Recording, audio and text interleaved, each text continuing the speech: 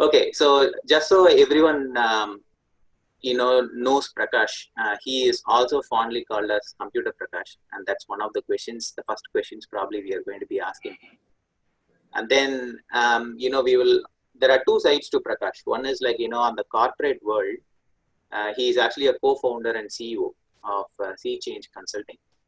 He is also a turnaround and a strategic expert, and then he is also an avid meditator, a reader, and an author of several books as well.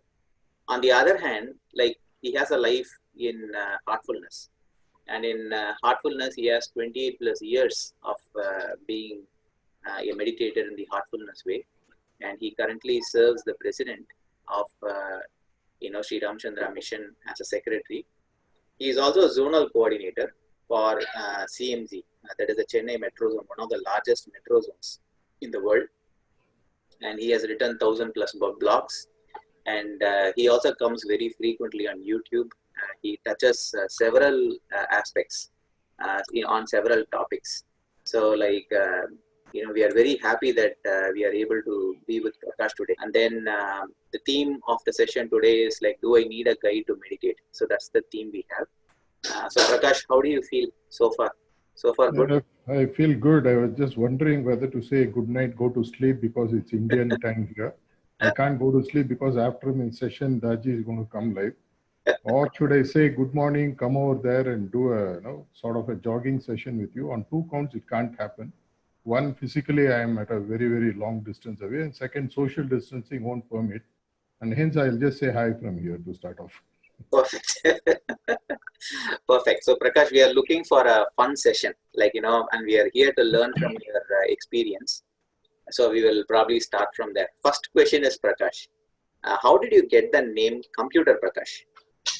See, we all work in computer field, but we don't get called with the prefix of computer. But how did you get the name Computer Prakash?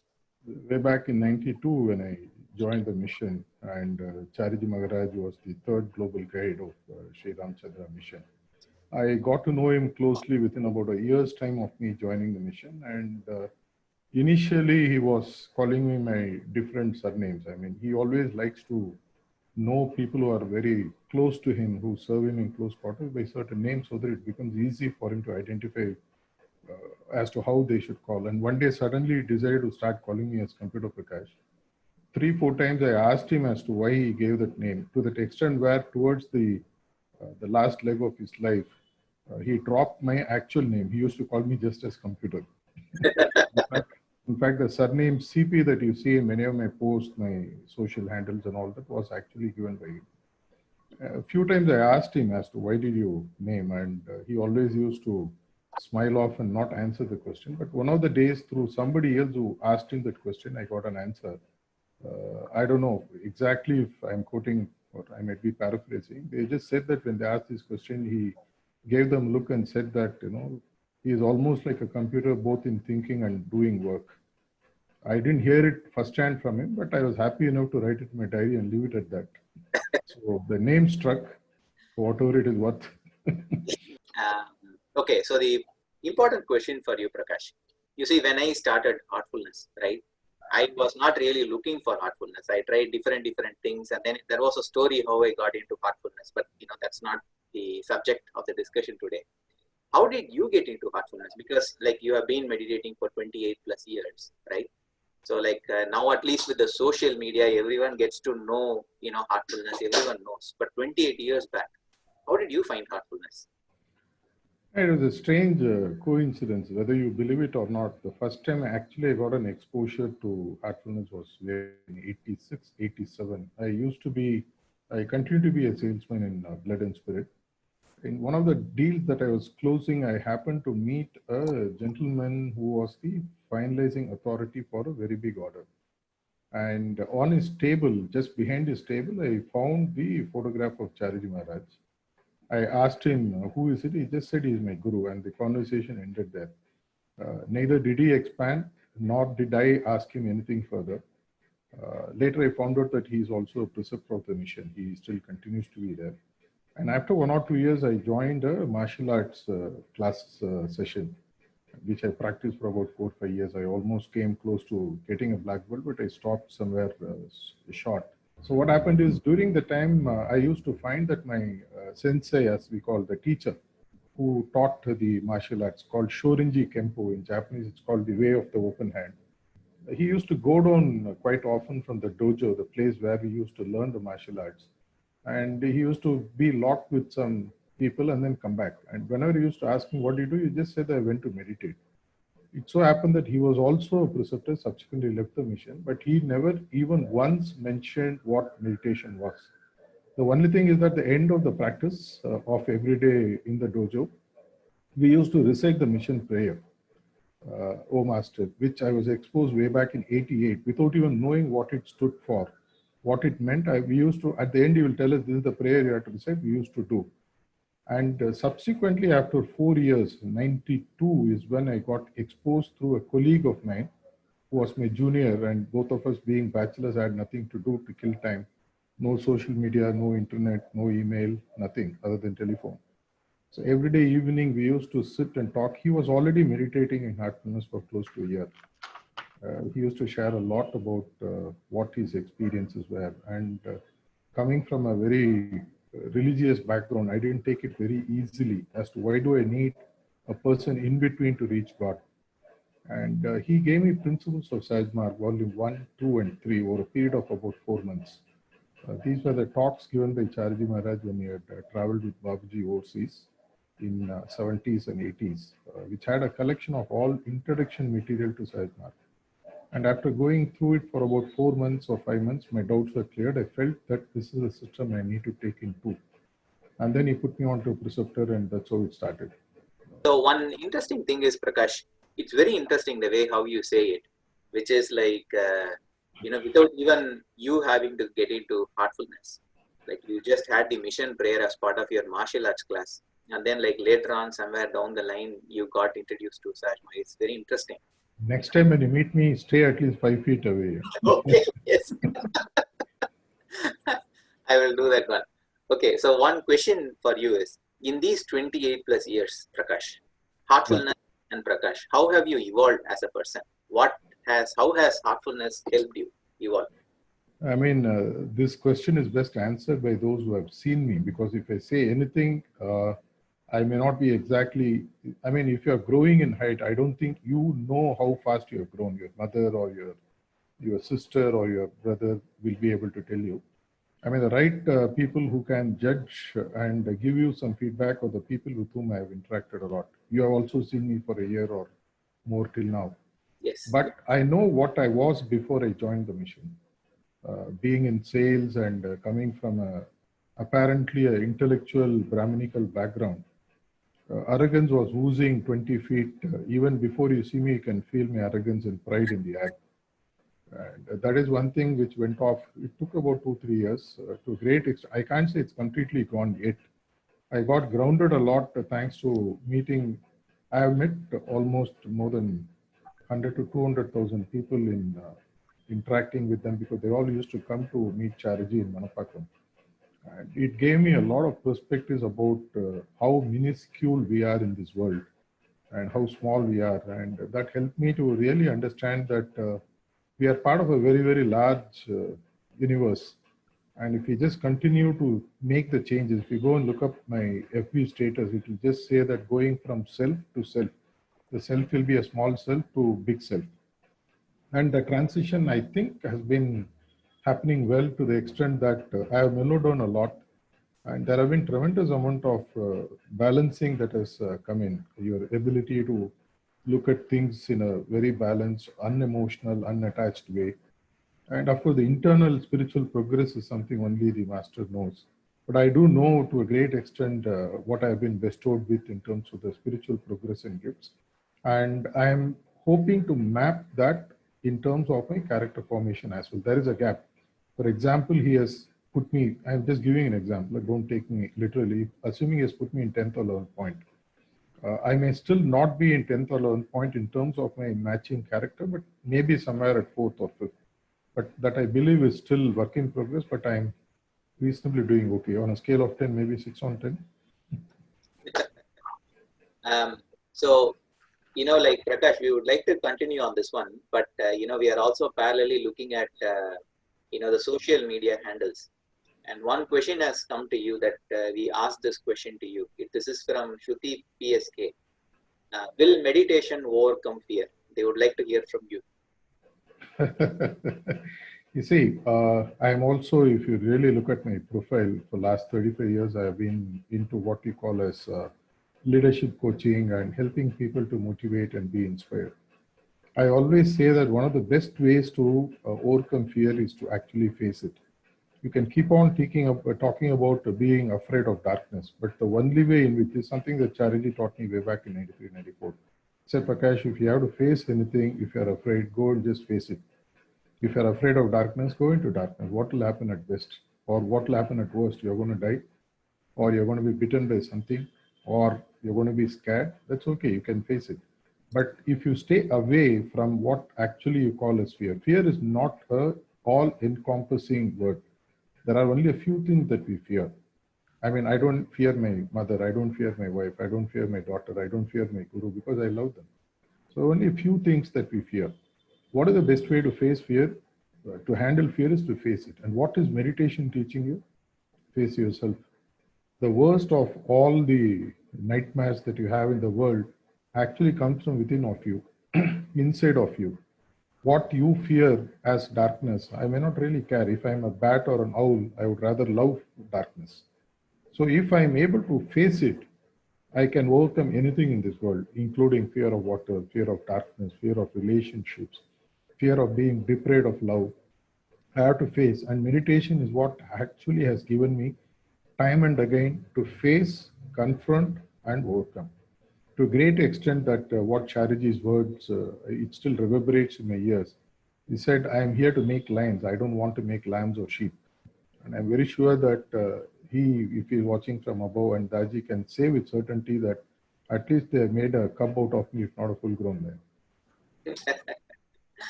Fantastic. We have received one more question. Yeah. We will take it up in a bit. Okay. No issues.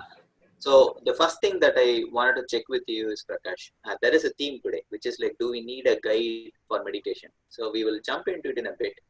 What we would like to understand is, one interesting thing about you is you have had the associations with, Chariji, who was the third global guide of Heartfulness, and you are now associated with, Daaji, who is the current, the fourth global guide of Heartfulness.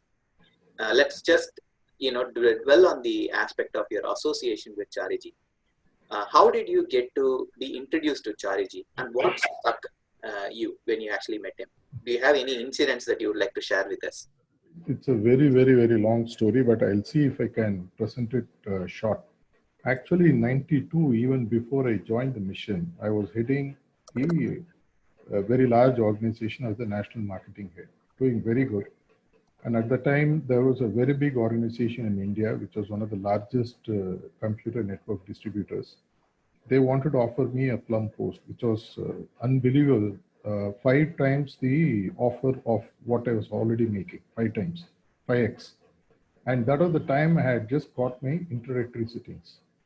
And when I got the introductory sittings, I hadn't met Chariji for almost 6 months from the time I took my sitting. But my preceptor spoke so much about him that I got glued on. And he indirectly told me that the fastest way to progress is to be where the guru is there. And I turned down this offer to stay back in Chennai, which is something that even today is logically not explainable. I stayed back and I felt I need to come closer to this person who is my guru. I still didn't know him. And after that, I started slowly making attempts to get to know him. And the job which I did perfectly well for 20 years, somebody else was doing, where they kept on stopping me from meeting him. Every time he used to go, they used to say, Chariji is busy, you can't meet him, it's not possible, he's busy, and blah, blah. And those days, there were hardly 40 people in Ashram. You can imagine. And finally, one of the days, I remember it was 21st of November, 93, which was a Sunday. I made a point that I will meet him today somehow. And went to the ashram in the morning. He came, of course, he comes on Friday evening, he used to stay till Sunday evening, along with Mami, Sulochana Mami. And he gave the satsang in the morning. I made attempts up to 11 o'clock and they didn't let me in. I really got, I don't want to use the deep word, but I literally ran away home, dejected, highly dejected, and what the hell, forget it. The ego took over again. Around 2:33, when I woke up after the afternoon nap on a Sunday, I just said, let me make one more attempt. Being a salesman, I didn't want to give up. I went to ashram at around 4. He used to come at around 5 o'clock for the evening satsang. Those days it was 4:30, in fact.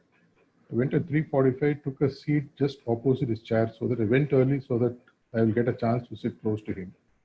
And throughout the satsang, I was only making a thoughtful connection from the heart that if you don't meet me today, it's all over.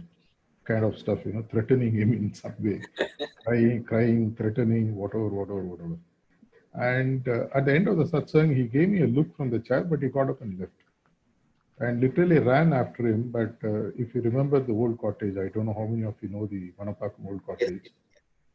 I ran behind him, and before I went there, a very small boy was put on duty. I still remember the chubby face, 7 years old.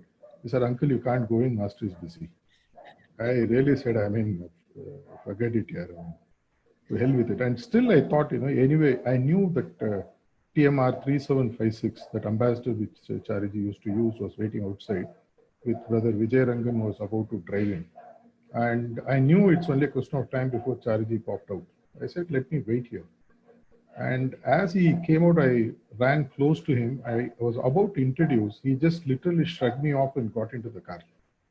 And it was one more big, sort of a fistful knock saying that I don't care types. I knew he had, through the corner of his eye, he had looked at me, but somehow I still didn't crack. I was again thinking what to do, but I said that it's not yet lost. I went to the ashram in a scooter those days. I still remember it was a Kinetic Honda TN07C0445. I took that and because it's still etched very deep in my memory, my first meeting with him. I literally ran behind him, and before the car left Manapakam Ashram, I had latched onto my two-wheeler, started following him like they would follow a girlfriend, And one of the first signals where he stopped, where he had to, it was red. I went and stood. He used to sit on the left side window, and right side Vijayarangan uncle, brother Vijayarangan was driving. I went and introduced myself. Hello, master, I'm Prakash. He just said, Prakash. And by the time it turned green, and he started driving again. And I thought, my God. And as the vehicle went on, there was a turn near Kotrupuram Bridge where he used to go to Gayatri. I'm supposed to go straight home. I said, no, I will not leave it. I'll go behind him. I followed the car and slowly went behind. And I have never been to Gayatri before, which was his house in Alvarpet. As the car closed in into Gayatri, the salesman inside me took over. I parked the scooter, opened the dicky, picked up about 3-4 bags and ran inside the house as if I'm offering some service. And when I went in, by the time he had got down and went inside, put his the towel and all that way he does, he came out and sat. And by the time I felt somehow his face had become, he was smiling and all that, he just asked me, welcome home. It was one of the first words he said. And this was about 5:45 or so. And that day night, it was 10:45 when I came back home. Next 5 hours, it was almost like homecoming of a soul. When I say that even now, I get goosebumps because 5 hours he took care of me in a way which is literally unbelievable. You just cannot. He took me on a home tour, introduced everyone, showed his books, showed his record, showed his diaries. I didn't even know why he was doing all that. And everyone was coming home. He was mobbed because by the time more than 100 people had come to Gayatri. He had literally been introducing everyone. And the best thing happened is Krishna, his son, was out of town. And 2 days later, he had come home. And after that, I have never been away from him even for a day when he was in Chennai. After 2 days, when Krishna came home, Master Chariji Maharaj introduced saying, this is Prakash. Krishna just looked at me deeply, put his hand out, and he said, welcome to the family. Oh, wow. And that's how the journey started. Prakash, this was very, very nice, the way, how beautiful your story was. It was very touching. And one thing that, very evident with the masters is, the way how they treat you, right? The first meeting, I'm sure everyone would have they would have felt that it's a very warm and a personal connect that they are somehow able to give. It's something really amazing. One thing, Prakash, I have, heard the story from, Chariji. He used to say this as a Langoti Samarakshan, like where there is a sage, he would have gone to the forest because he wants to live a very minimalistic life. And so he only goes with a loin cloth. And then every time he washes and puts it for dry, a rat will come and, put holes on it. To keep the rat away, he will then, hire a cat. And then to feed the cat, he will then look for go to the nearby village to get milk for it. And then he would feel every time, why do I have to go? And he will marry, the person who he would like to take help from, and finally have a family of that entire thing, right? Most of our life is like that. Like, although we may wish to have a minimalistic life, somehow, like, we start acquiring these bells and whistles, and, sometimes it just becomes complex. From simple, where we would really like to be, life becomes complex. I have, read in some of the books, and then I have found how the masters lead a life of minimalistic thing, like sticking only to their needs. How is that even possible? Have you noticed something like that with Chariji and Daji, and is that something that you would like to share with us? If you really look at the eye of any storm, it is absolutely still and simple, but the entire activities around it. Likewise, I have seen in my experience with Chariji and with Daji that they are absolutely still and simple. People who make it complex are those who are around him. Yeah, I have seen that every gesture, everything that they do speaks of simplicity. The food that they ate, the words that they chose to use, the relationships that they maintained in spite of what they are. We all know what they are. I mean, we don't need to expand on it. Yet, absolutely grounded, absolutely simple, to the extent that when they walk on the street, you might just miss them. And many people did. It was said that Babuji Maharaj had very few abhyasis in Shahjahanpur because he was such a simple ton, in Chariji's own words, that people mistook him for just a nomad, a person, a fakir, as they say in Hindi or in Urdu. The same is true for many of them. In fact, Sulochana Mami used to make fun of Chariji that you are so simple that people don't accept you. Put up some show at least. You have seen him always that even when he went for very big seminars, he used to go in dhoti and a shirt.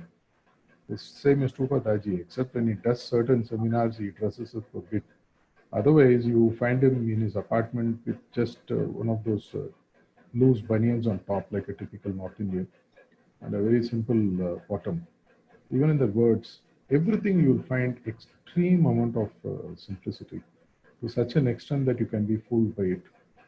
Many times you think you are the same as them, only to find that that simplicity can only be attained by the purity that they reflect.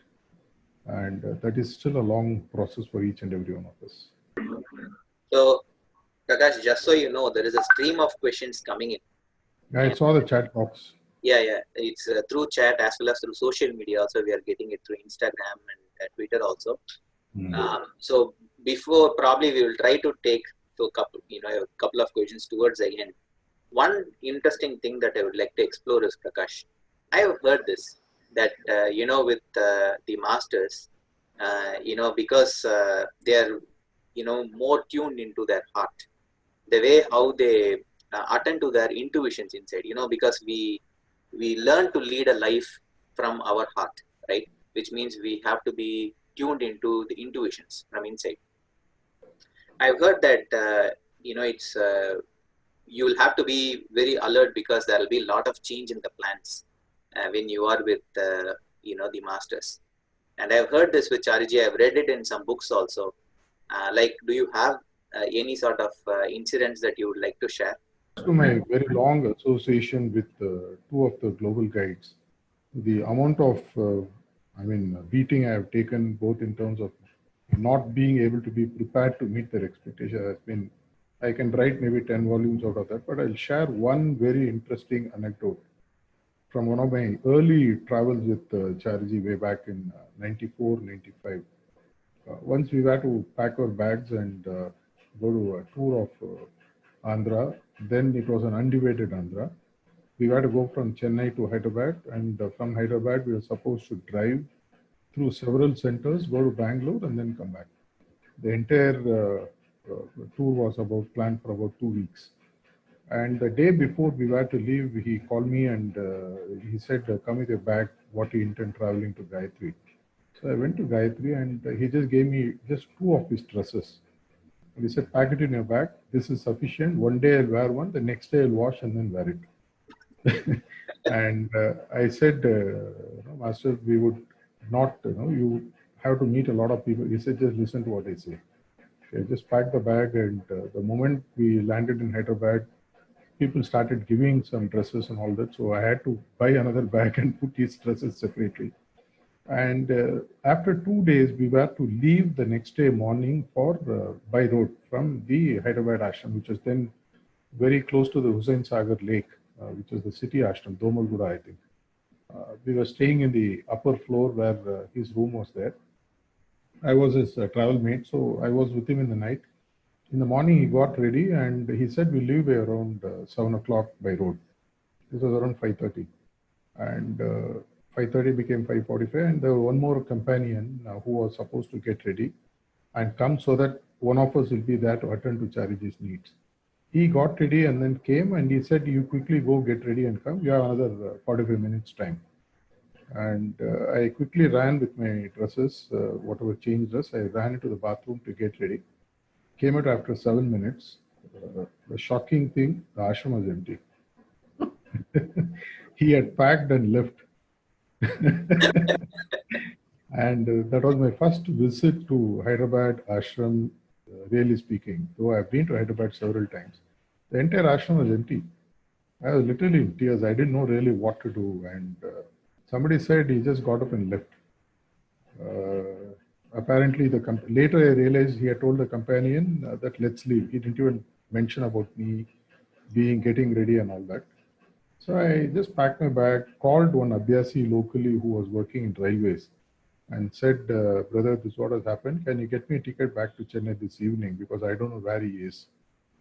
And very with a forlorn look and a somber face, I was sitting on the road outside the ashram. And suddenly one car came.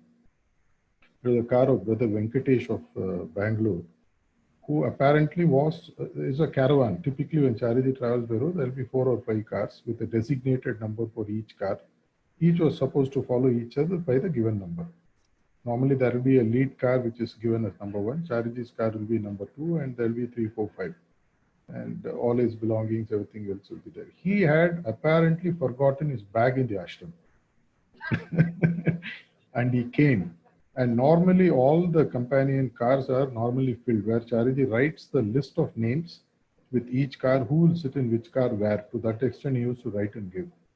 And it so happened that in this car, he had only mapped 3 people, including the driver, which was Brother Venkatesh. And when he came, I was literally, he came and said, "What happened? Why are you sitting here? Didn't you go with Chariji?" I told him what happened. And he said, "Just get onto my car." And after about an hour, we caught up with Chariji. I went and told him what happened. He just gave me a very dry look. And he said, "Next time, be better prepared." For my question, because we had to move for satsang also. No, I know, Prakash. Because people love you so much. Oh People my God, also love don't say that. they want both the worlds. Okay, so one important question now.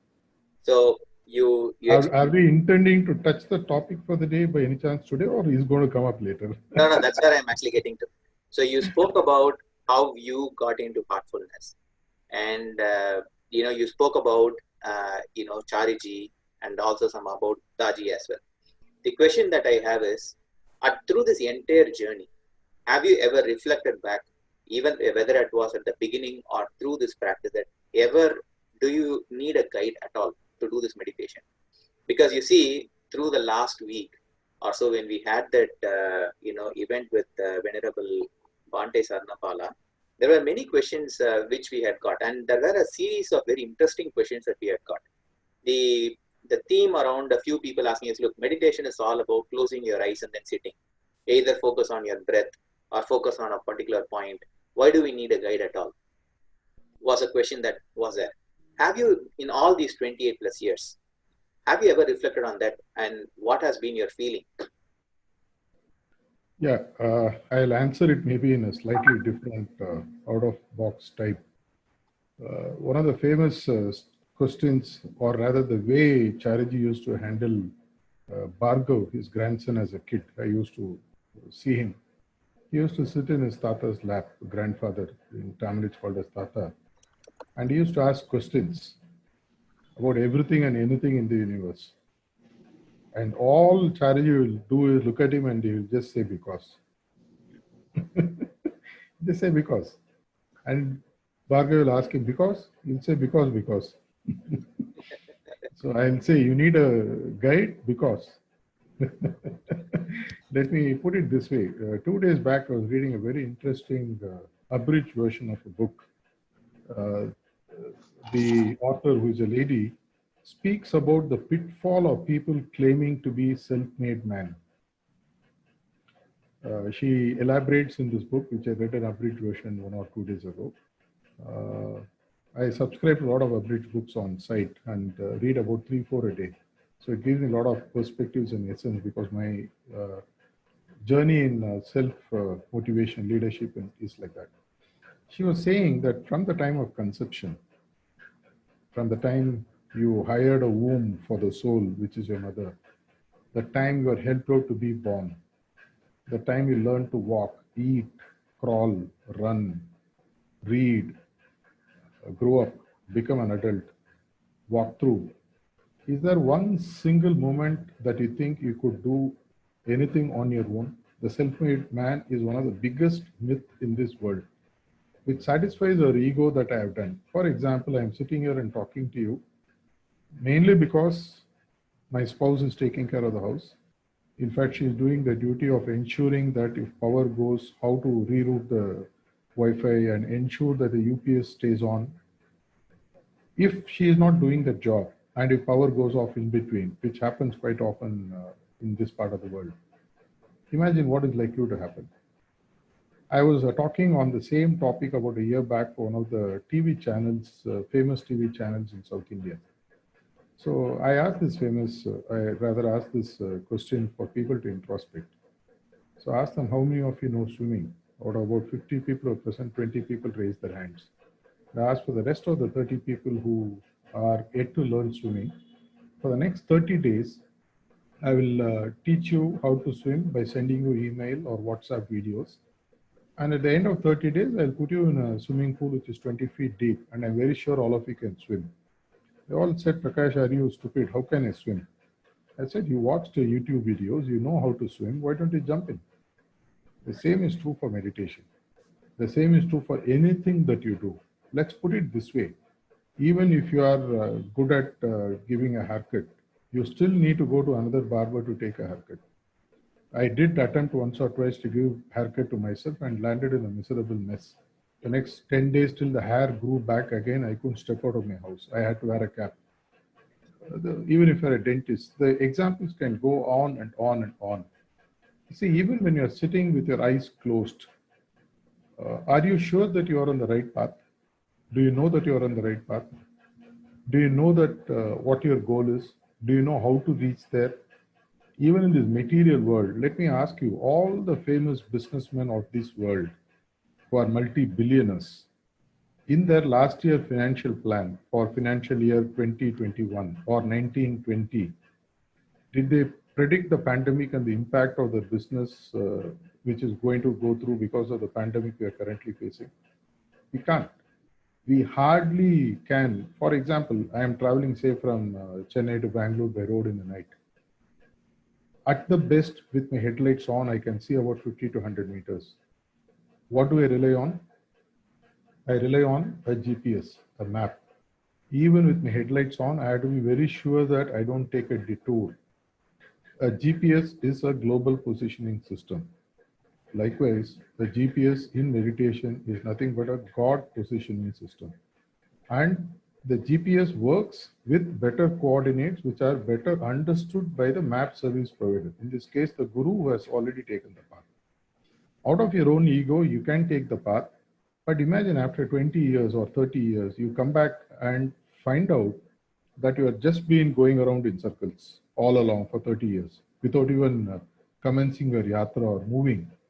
And then you lament, why did I miss it? From an external perspective, Einstein's famous statement, when you are part of the problem, you can never solve it. You need a perspective outside of yourself. I can give advice, the best of business strategy to some of the best mid-cap and large companies in India, which I've been doing. But when it comes to improving my own company, I go to some other advisor. I don't rely on my advice because I'm part of the problem. I can't look at it unattached. At least a guru, take him as a bouncing ball. Leave alone whether he transmits to you, whether pranahuti works or not. All that blah blah. Let's live it. Let's experience and see whether it works. But one thing that I need is a person to whom I can go and ask at least once a year, once in a month, once in a quarter, once in 6 months. Am I on the right track? Do I need course correction? Last week, there was a very interesting article. Indian railway system is one of the oldest railway system in the world, third or fourth oldest. All the tracks, the tracking system, everything is perfect. But last week, one train took about 4 days to reach the destination because the driver missed the signals. He went off in a different direction. What he needed was just a course correction to the path. Many times, that's what a guide does.